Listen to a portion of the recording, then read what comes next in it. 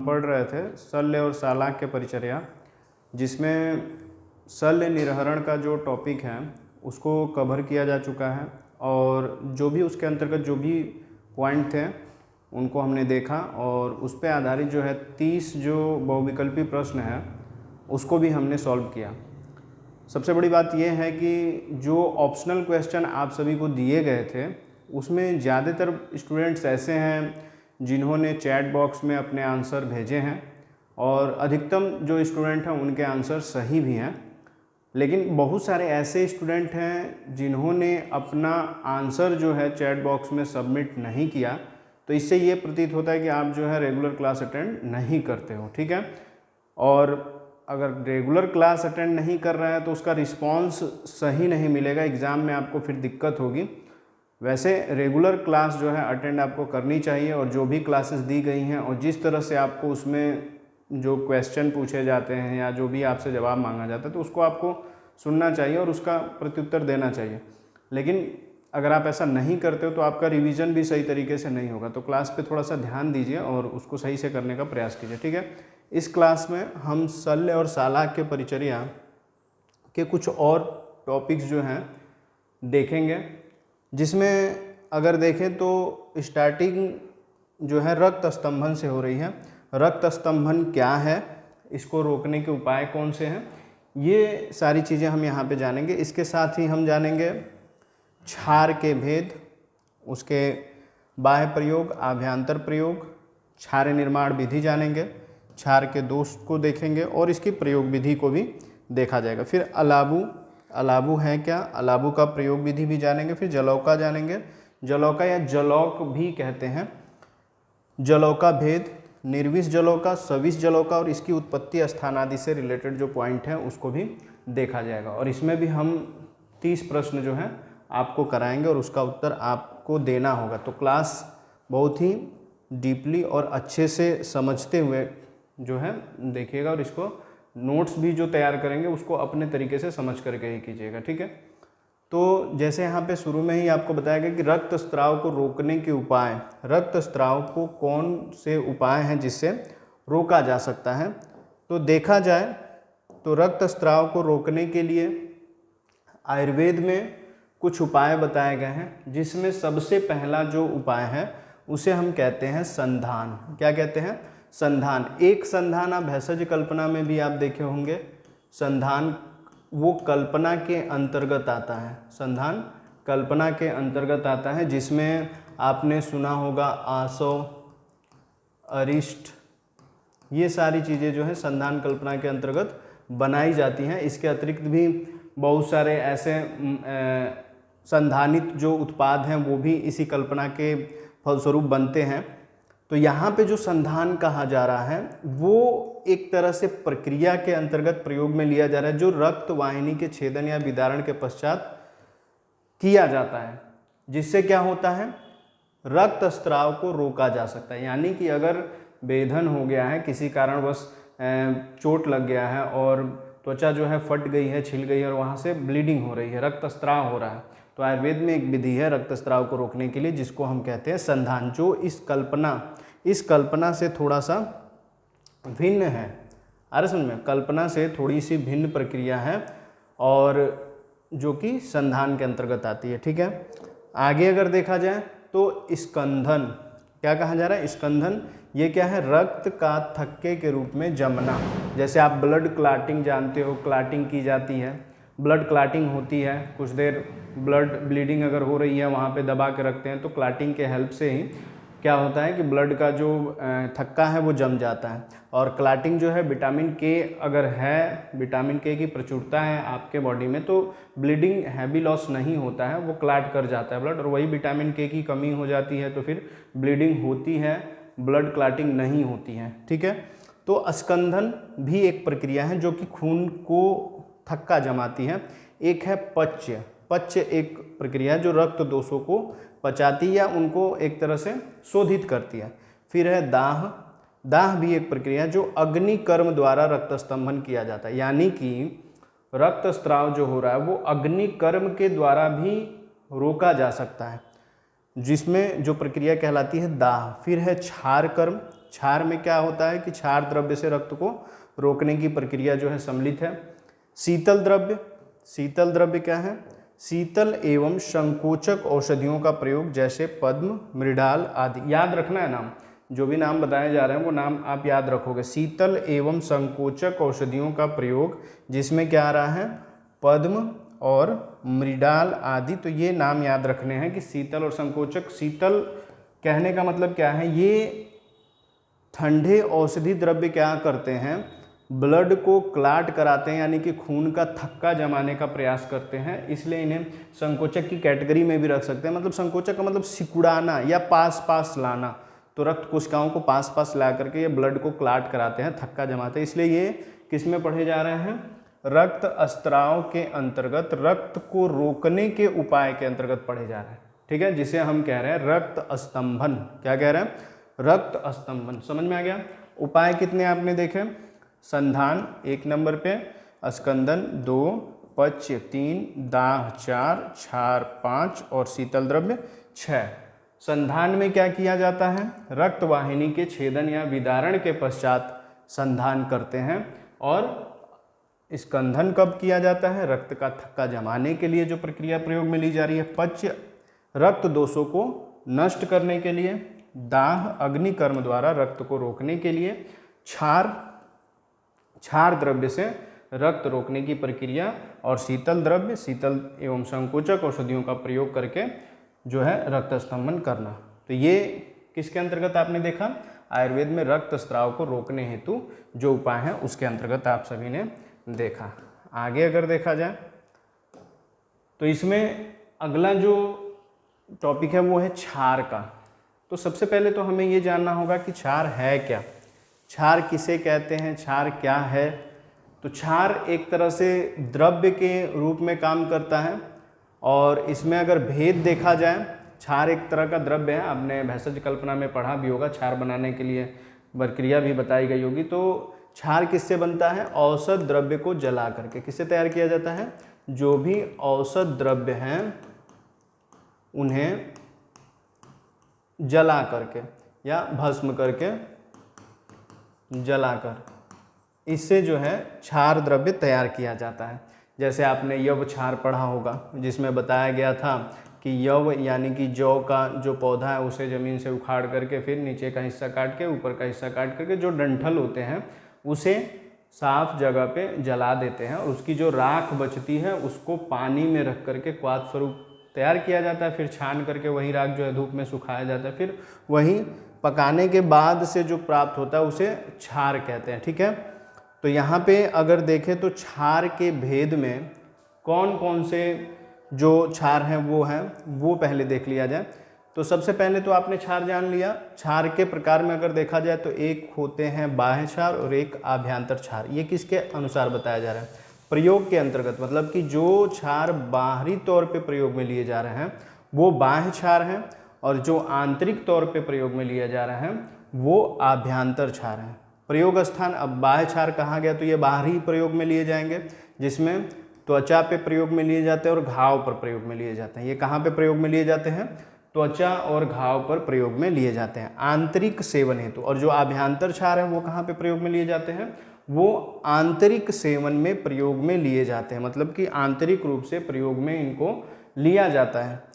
अब उदाहरण के तौर पे अगर देखा जाए बाह्य क्षार में, तो बाह्य क्षार में क्षार सूत्र है, क्षार जल है, और आंतरिक सेवन हेतु अगर देखा जाए तो त्रिकटु, त्रिफला क्षार, ये आंतरिक तौर पे प्रयोग में लिए जाते हैं, यानी कि इनको प्रयोग में लेकर के रोगों के समन हेतु प्रयोग में लिया जाता है। तो त्रिकटु हो गया और त्रिफला। इसके अतिरिक्त भी बहुत सारे ऐसे क्षार द्रव्य हैं जिनको आभ्यंतर तौर पे प्रयोग में लिया जाता है। ठीक है, जिसको शरीर के अंदर प्रवेश भी करा सकते हैं या किसी ऐसे आंतरिक अंग विशेष पे भी प्रयोग कर सकते हैं जो कि शरीर को एक तरह से दोष निवारण के लिए काम में लिया जाए। ठीक है, तो बाह्य प्रयोग, दो तरह के क्षार आपने देख लिया प्रकार के अनुसार, बाह्य क्षार, आभ्यंतर क्षार। बाह्य क्षार जो कि बाह्य तौर पे प्रयोग में लिए जाते हैं, और आभ्यंतर क्षार जो आंतरिक तौर पे प्रयोग में लिए जाते हैं। बाह्य क्षार जो त्वचा या अंग विशेष पे ऊपरी तौर पे प्रयोग में लिए जा रहे हैं, लगाए जा रहे हैं, और जो आभ्यंतर क्षार हैं जिनको शरीर के अंतर्गत प्रयोग में लिया जा रहा है। तो दो प्रकार के क्षार के अंतर्गत देख लिया। अब यहाँ पे जो प्रक्रिया हम बता रहे थे उसी तरह से थोड़ी सी विशिष्ट प्रक्रिया है, शॉर्ट में आप देख लीजिए। क्षार निर्माण की विधि क्या है? क्षार द्रव्य जैसे हमने बताया यव यानी कि जौ, अब मार्गा आप जानते ही हो, को जल में भिगोया जाता है। या तो आप उसे साफ कर लीजिए या पानी में भिगो सकते हैं और फिर उसके बाद से क्या किया जाता है, जलाकर जब सूख जाएगा तो जलाने के बाद से उसकी भस्म बनाई जाती है। भस्म को जल में डालकर छानते हैं, इसे क्षार जल कहते हैं। मतलब कि जब उसे हम पानी में डाल दें और उसके बाद से उसको छान लें तो उसे हम कहते हैं क्षार जल। क्या कहते हैं? क्षार जल। और क्षार जल को पकाकर गाढ़ा किया जाता है। यह गाढ़ा जो द्रव्य होता है वही क्षार होता है। पका करके गाढ़ा हो जाए तो फिर धूप में सुखा भी लेते हैं और उसे कांच की बोतलों में भर करके या शीशियों में भर करके रखा जाता है, प्रयोग में लिया जाता है। ठीक है, तो एक तरह से ये भी प्रक्रिया है। थोड़ी सी प्रक्रियाएं अलग अलग जगहों पे भिन्न वर्णित है। तो आपको एक प्रक्रिया ये भी बताई गई कि जला करके उसकी जो राख है पानी में थोड़ा सा पका कर धूप में सुखा देते हैं, या तिल के तेल में भी पका करके बताने का विधान है, उसको तैयार करने का विधान है। तो इस तरह से क्षार निर्माण होता है। क्षार के दोष की अगर बात करें, क्या क्या क्षार में दोष होते हैं, कौन कौन से दोष क्षार में होते हैं, तो सबसे पहला दोष अगर देखें तो ये है अत्यधिक दाह उत्पन्न करता है। मतलब कि सभी नहीं, कुछ इसमें लाभ तो बहुत ज़्यादा हैं लेकिन दोष भी इसमें है, जिसमें अत्यधिक दाह उत्पन्न करना एक दोष है। मतलब कि क्षार द्रव्य दाह भी उत्पन्न करते हैं, यानी कि शरीर की गर्मी को बढ़ा देते हैं। साथ में असावधानी से प्रयोग से नव दुखकर यानी कि नवीन रोग उत्पन्न हो सकते हैं। मतलब कि अगर क्षार द्रव्यों के बारे में सही जानकारी ना हो या प्रयोग की सही विधि नहीं पता हो तो क्या होगा, जो नए रोग हैं वो उत्पन्न हो सकते हैं उसके प्रयोग के कारण। अधिक प्रयोग से स्थानीय उतक हानि हो सकती है। मतलब कि अगर ज़्यादा मात्रा में प्रयोग में लिया जाए या ज़्यादा प्रयोग में लिया जाए तो क्या होगा, जो स्थानीय उतक है उस पर हानि हो सकती है, उस पर नुकसान हो सकता है। ठीक है, आगे क्षार की प्रयोग विधि, मतलब कि किस तरह से क्षार को प्रयोग में लिया जाता है।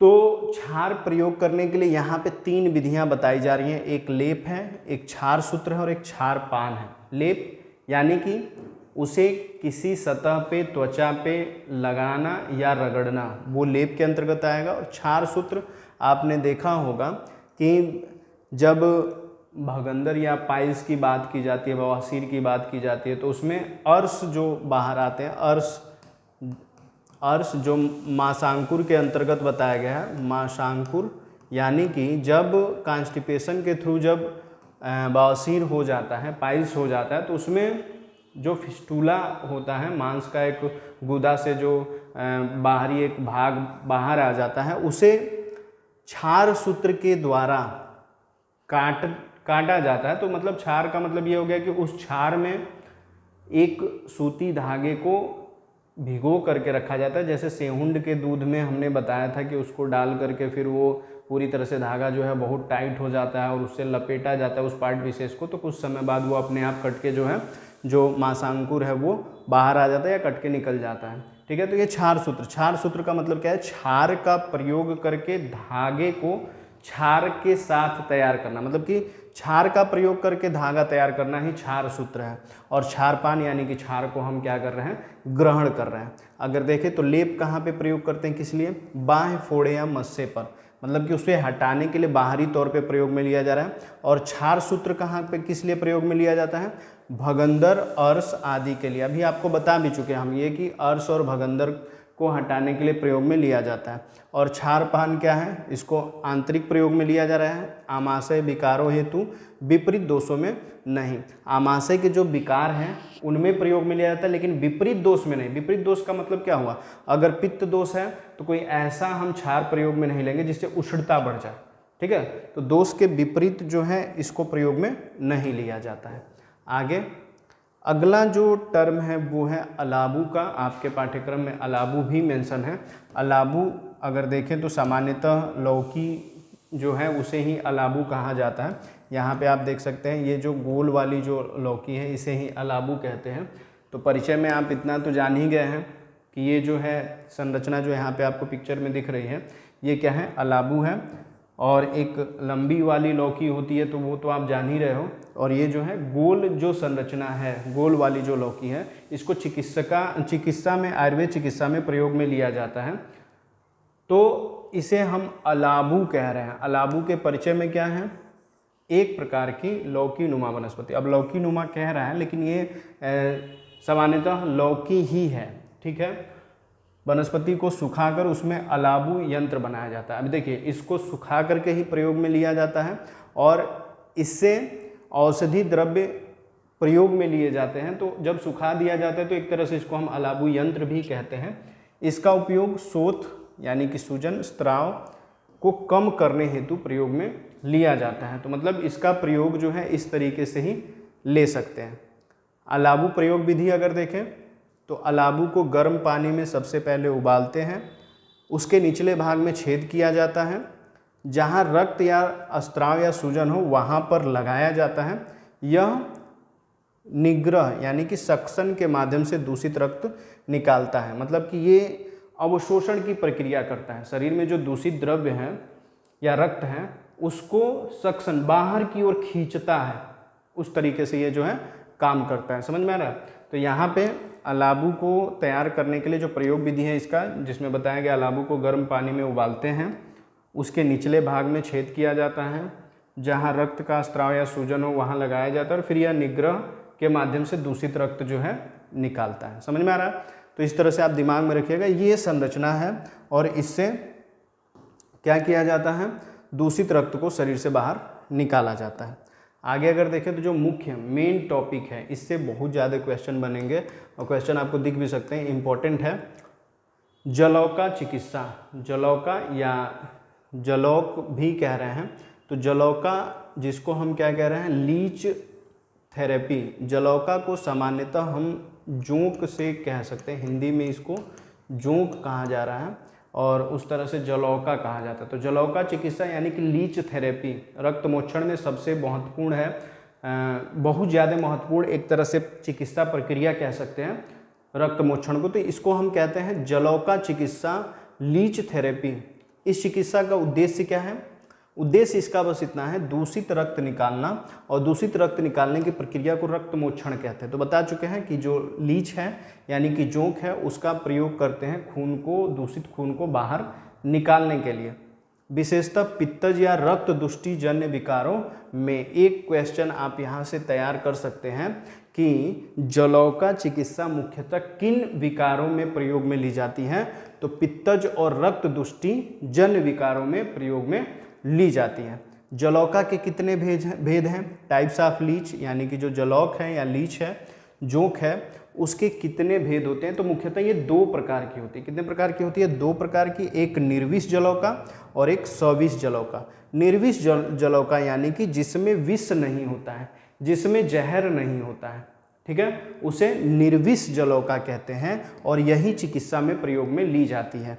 और गुड़ अगर देखा जाए तो चिकित्सा के लिए ये बहुत सुरक्षित होती है। बता चुके हैं आपको, निर्विष कहने का मतलब ही हो गया कि इसमें विष नहीं होता। आप यहाँ पे फिगर में देख सकते हो, यहाँ पे जलौका जो लगी हुई है त्वचा पे या शरीर के किसी पार्ट पे रखा हुआ है इसको, तो ये निर्विष जलौका ही है और इसको हम कृष्णा जलौका कह सकते हैं। देख रहे हैं ना कितना काला है?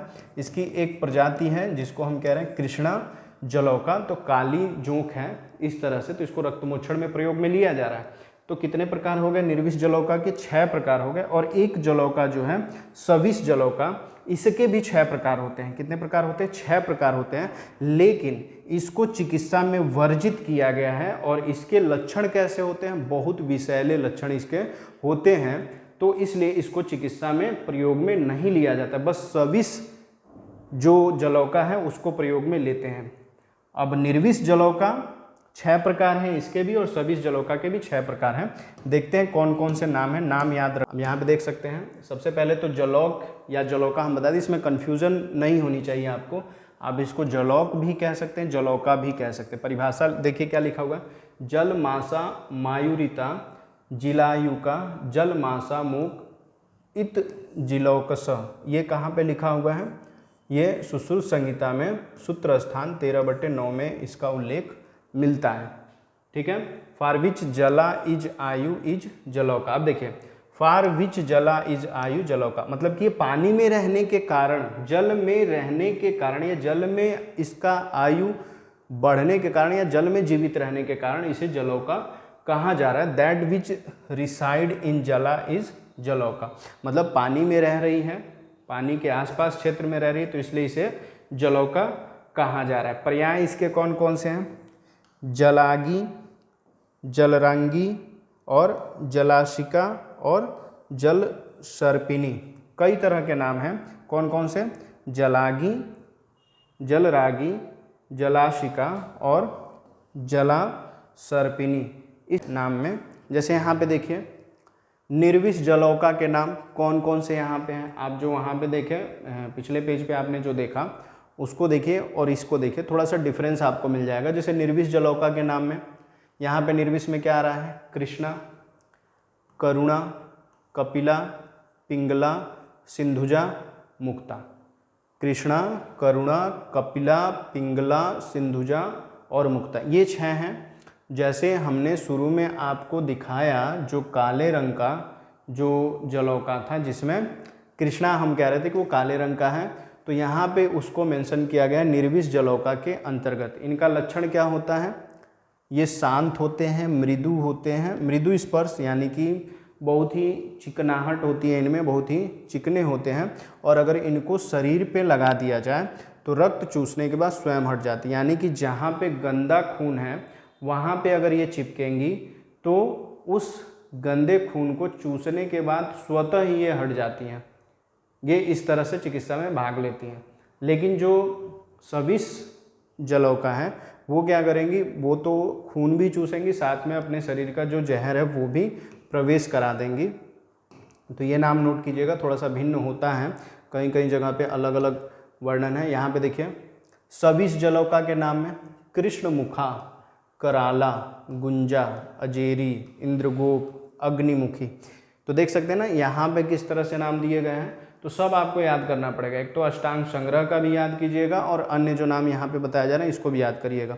लक्षण: रक्त चूसने के बाद जलन, अगर ये शरीर से चिपक जाए और जो रक्त है उसको अगर चूस ले तो वहाँ पे जलन भी हो जाएगा, सूजन भी हो जाएगा, काठिन्य उत्पन्न करते हैं और वो जो स्थान है बहुत ज़्यादा कठोर भी हो जाएगा। आ रहा समझ में? इस तरह से इसके लक्षण देखने को मिलते हैं। अगर जलौका के उत्पत्ति स्थान की बात करें कि ये कहाँ कहाँ पाए जाते हैं, तो उत्पत्ति स्थान में अगर देखा जाए तो ये कीचड़ में, दलदल में, शांत जलाशय में ये मिल जाते हैं। विशिष्ट जलौका का चयन चिकित्सा के लिए किया जाता है, मतलब कि जो निर्विष जलौका है उनको ही चिकित्सा में प्रयोग में लिया जाता है, उनको चिकित्सा के आधार पर ही उनका चयन किया जाता है। जलौका शोधन, यानी कि अगर हमें लीच थेरेपी करनी है या जलौका चिकित्सा करनी है तो सबसे पहले जलौका को लाने के बाद से उनको शुद्ध करना जरूरी है, तब जाके ही हम उसको चिकित्सा में प्रयोग में ले सकते हैं। तो सबसे पहले क्या किया जाता है? हरिद्रा यानी कि हल्दी जल में उसको धुला जाता है। रक्त वमन करवाना, साफ पानी या हल्दी जल में उसको रक्त वमन यानी कि जो खून जो है उसने चूसा हुआ है पहले का, वो पहले उसको निकलवाया जाता है, फिर अलग बर्तन में रख करके पुनः उपयोग हेतु फिर लास्ट में उसको प्रयोग में लिया जाता है। ये 3 प्रकार की विधियां हैं जिसके अंतर्गत इसे जो है शोधित किया जाता है। कई जगह ये भी उल्लेख होता है कि गौमूत्र में भी उसे धुलते हैं, गौमूत्र में साफ किया जाता है। तो इस तरह भी आपको ये चीज़ याद रखना होगा। तो जलौका के उत्पत्ति स्थान हो गए। अब फिर देखिए रक्त स्तंभन। रक्त स्तंभन रक्त स्त्राव को रोकने के उपाय, क्षार के भेद। अब जितना भी आगे हम जो यहाँ तक हमने जो कवर किया, जलौका उत्पत्ति स्थान और जलौका शोधन, यहाँ तक आपका टॉपिक जो है कवर हो गया। अब इसके बाद से जो मॉक क्वेश्चन हम देखेंगे वो किससे रिलेटेड होंगे? जो आपने कवर किया है उसी से रिलेटेड होंगे, जो आपको अभी पढ़ाया गया उसी पे आधारित जो है मॉक क्वेश्चन भी आपको दिखेंगे। रक्त स्तंभन से और क्षार के भेद से, अलाबू और जलौका से अब जो है आपको मॉक क्वेश्चन दिखेंगे। क्वेश्चन देखते हैं।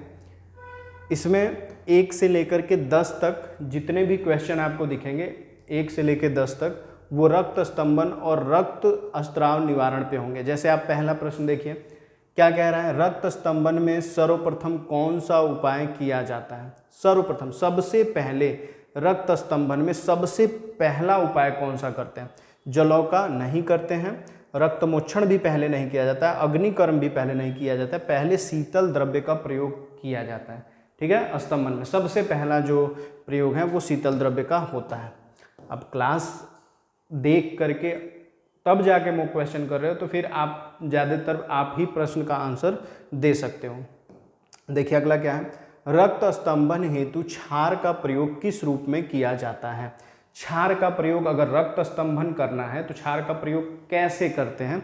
तो आभ्यंतर प्रयोग किया जाता है, बाह्य प्रयोग करते हैं या शल्य प्रयोग करते हैं या दोनों प्रयोग करते हैं? तो आप बता सकते हो कि रक्त स्तंभन हेतु क्षार का प्रयोग किस रूप में किया जाता है। आपने अभी देखा, उसके हिसाब से आप उत्तर जो है कमेंट बॉक्स में लिख दीजिएगा, या चैट, अगर आप ऐप पे क्लास देख रहे हो तो चैट बॉक्स में आपको जो चैट बॉक्स दिया गया वहाँ से आंसर आप दोगे, और अगर आप यूट्यूब पे क्लास देख रहे हो तो आप अपने कमेंट बॉक्स में आंसर सबमिट कीजिएगा।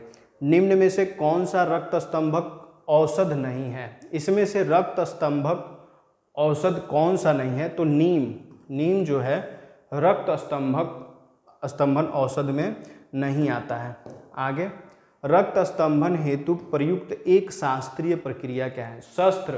शास्त्रीय प्रक्रिया का मतलब ये मत समझिएगा शास्त्र के द्वारा, शास्त्रीय प्रक्रिया जिसमें शस्त्र का प्रयोग किया जा रहा है। तो स्वेदन, अभ्यंग और धूमपान ये शास्त्रीय प्रक्रिया के अंतर्गत नहीं है, लेकिन अग्निकर्म जो है वो शास्त्रीय प्रक्रिया के अंतर्गत प्रयोग में ली जा रही है। अगला, रक्त स्राव को रोकने हेतु प्रथम रुग्ण की स्थिति कैसी रखनी चाहिए? मतलब जो रुग्ण है, जो रोगी है, रक्त स्राव अगर हमें रोकना है तो उसे कैसे, किस अवस्था में रखना चाहिए? तो उसे हम लेटे हुए अवस्था में रख सकते हैं। मूवमेंट होगा तो ब्लीडिंग होगी। रक्त स्राव की अधिकता होने पर किस रस धातु की हानि होती है? सामान्य सा क्वेश्चन है तो सामान्य सा आंसर भी आपको देना होगा। ठीक है, आप बताएंगे इसका आंसर। अगला, निम्न में से कौन सी प्रक्रिया रक्त का शोधन करने में सहायक है? इनमें से कौन सी प्रक्रिया जो है रक्त का शोधन करने के लिए सहायक है? क्या अग्निकर्म या वमन या वस्ति? आंसर होगा रक्तमोक्षण। तो पहले से ही आपको पता है, ये भी आसान ही है। अगला प्रश्न देखिए, रक्त स्तंभक औषधियों का प्रमुख गुण क्या होता है? रक्त स्तंभक औषधियों का प्रमुख गुण आपको बताना है। तो रक्त स्तंभक औषधियाँ क्या लघु होती हैं? नहीं, गुरु होती हैं, न तो तीक्ष्ण होती हैं। उनमें शीतलता होती हैं जिससे ये संकुचित करती हैं आसपास की जगह को, जिससे रक्त स्राव रुकता है। ठीक है, अगला प्रश्न देखिए, किस औषधि में रक्त स्तंभन की विशेष शक्ति होती है? इनमें से किस औषधि में रक्त स्तंभन की विशेष शक्ति होती है? आप आंसर बताइएगा। अगर आंसर नहीं बताएंगे तो फिर आपको वो जो है आंसर आपको बता दिया जाएगा। वैसे भी जब क्लास आपको मिलेगी ऐप पर तो उसके साथ आपको जो मॉक क्वेश्चन है इसकी एक PDF आपको प्रोवाइड की जाएगी जिसमें आंसर भी आपको मिलेंगे। लेकिन तब तक आप क्लास जब अटेंड करें तो उसके साथ आप आंसर खुद सबमिट करें, जिससे आपकी एक तरह से प्रैक्टिस हो जाए। ठीक है, अंतिम प्रश्न इसका है, आयुर्वेद में रक्त स्तंभन के लिए कौन सी औषध सबसे अधिक उपयोगी मानी जाती है? आयुर्वेद में रक्त स्तंभन के लिए कौन सी औषधि सबसे उपयोगी मानी जाती है? तो वो है यशद भस्म। कौन सा भस्म? यशद भस्म सबसे महत्वपूर्ण माना जाता है। तो 10 क्वेश्चन यहाँ पे खत्म हुए रक्त स्तंभन और रक्तस्राव से। ठीक है, अभी 11वां जो है यहाँ से क्षार द्रव्यों के लिए जो प्रश्न बने हैं 11 से लेके 20 तक, क्षार द्रव्य, क्षार के प्रकार, उनके भेद, बनाने की विधि और उनके उपयोग आदि जो है हम इसमें देखेंगे। तो पहला प्रश्न इसमें देखिए 11 नंबर क्वेश्चन क्या कह रहा है, क्षार मुख्यतः किस द्रव्य से तैयार किया जाता है? तो जिस द्रव्य से क्षार तैयार किया जाएगा उसे हम क्या कह रहे हैं? क्षार द्रव्य कहते हैं। आसान है, सिंपल सा है। फिर आगे अगर देखिए, क्षार निर्माण की प्रक्रिया क्या कहलाती है? तो क्षार निर्माण की प्रक्रिया को क्या कहते हैं ये आप बताइएगा। अगला प्रश्न, बाह्य प्रयोग में प्रयुक्त क्षार को क्या कहते हैं? अभी आपको बताया गया है बाह्य प्रयोग में भी प्रयोग में लिया जाता है क्षार द्रव्य और आभ्यंतर प्रयोग में भी लिया जा रहा है और उसके हिसाब से अलग अलग प्रकार हैं। तो बाह्य प्रयोग में अगर प्रयोग में लिया जा रहा है तो क्या प्रकार होगा? क्या पाचन क्षार कहेंगे या प्रलेप क्षार कहेंगे या अनुपान क्षार कहेंगे या चूर्ण क्षार कहेंगे? ये आप जो है कमेंट बॉक्स में या चैट बॉक्स में आप बताइएगा। आभ्यंतर क्षार का प्रयोग किस में किया जाता है? जो आभ्यंतर क्षार है उसको किस में प्रयोग करते हैं? पाचन में, भोजन में, स्नान में, लेप में? ये भी क्वेश्चन का आंसर आप बताओगे। अगला प्रश्न, क्षार निर्माण में किस अग्नि का प्रयोग किया जाता है? तो ये तो आपको पता ही होगा कि क्षार निर्माण में कैसी अग्नि चाहिए, क्योंकि पूरी तरह से द्रव्य को भस्म करना है। तो क्या धूम से हो जाएगा? नहीं होगा। ताम्र से भी नहीं होगा, मंद से भी नहीं होगा। आंसर होगा तीव्र। ठीक है, जो क्वेश्चन पूछा जा रहा है उसका आंसर आप जरूर बताइएगा, ताकि हमें ये पता चले कि नहीं आप पढ़ रहे हो, नहीं तो वैसे फिर क्लास देने का कोई मतलब नहीं है। निम्न में से क्षार द्रव्य नहीं है, इनमें से क्षार द्रव्य कौन सा नहीं है? तो आप मार्गा, अर्जुन, पलाश ये द्रव्य हैं, इनका तो प्रयोग कर सकते हैं, लेकिन सैंधव जो है क्षार द्रव्य के अंतर्गत नहीं आता है। ये भी आसान ही है, हम कुछ क्वेश्चन के आंसर बता दे रहे हैं, तो आप बोलोगे कि नहीं सर सब नहीं बता रहे हैं, हम लोग को उलझा रहे हैं। तो आप भी पढ़िए थोड़ा सा, उसको ध्यान से देख करके, फिर क्लास को देख करके फिर आप आंसर दोगे तो हो जाएगा, ऐसा नहीं है, दिक्कत वाली बात नहीं है। क्षार दोषों में कौन सा दोष नहीं आता? क्षार दोष में अगर देखा जाए तो कौन सा दोष नहीं आता? तो तीव्रता, विषता, स्निग्धता, दुर्गंध, इसमें से जो दोष है क्षार में वो कौन सा नहीं आता? ये स्निग्धता जो है ना, ये दोष नहीं है, ये गुण के अंतर्गत आता है। बाकी तीव्रता, विषता और दुर्गंध ये तो दोष होते हैं। तो ऑप्शन सी जो है सही होगा। 18 नंबर प्रश्न देखिए, क्षार प्रयोग से कौन सी क्रिया होती है? क्षार का प्रयोग अगर करेंगे तो उससे कौन सी प्रक्रिया होगी? रोचन होगा, रक्तस्राव होगा, शोधक है या रसायन है? तो ये आप आंसर बताइए। अगला प्रश्न देखिए, अत्यधिक तीव्र क्षार से क्या हानि हो सकती है? तो तीव्र क्षार से क्या हानि हो सकती है? दीर्घ रोग हो सकता है, त्वचा का जलना हो सकता है, शीत ज्वर हो सकता है या कफ वृद्धि हो सकती है? आंसर बताइएगा। अगला, क्षार को शुद्ध करने की प्रक्रिया क्या कहलाती है? क्षार को शुद्ध करने की प्रक्रिया को क्या कहते हैं? इसका भी आंसर आप बताओगे।